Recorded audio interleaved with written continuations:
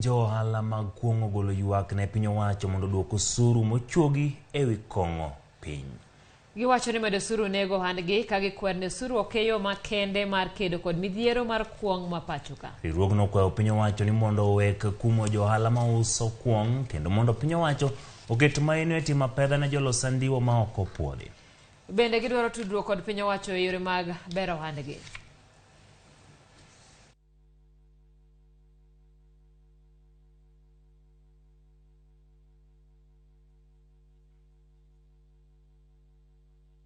Alcohol abuse in our community is a matter of concern both at the family and societal levels alike.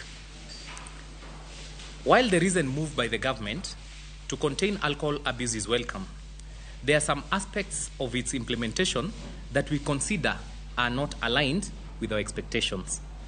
It is our considered view that the problem of illicit and counterfeit alcoholic drinks has largely been caused by the availability of cheap alcohol manufactured by dealers of fake products.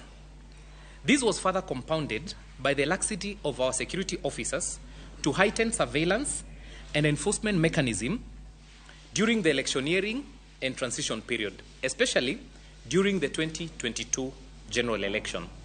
The result was that unscrupulous entrepreneurs took advantage of these lapses to conduct illegal business. We note with great concern that part of the government's plan against the sale of illicit alcohol is the reduction of licensed bars as well as regulation of operating hours across various towns. I would like to give the government free advice. We have been in this business for many years. Even 2015, tulimwaga pombe. Tulimwaga pombe siku tatu, hiyo story ikaisha. Let's involve the stakeholders.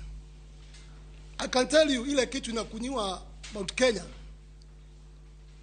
one bottle of it is costing 90 shillings.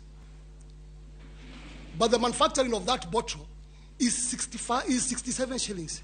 Ile kitu iko ndani is costing 20 shillings.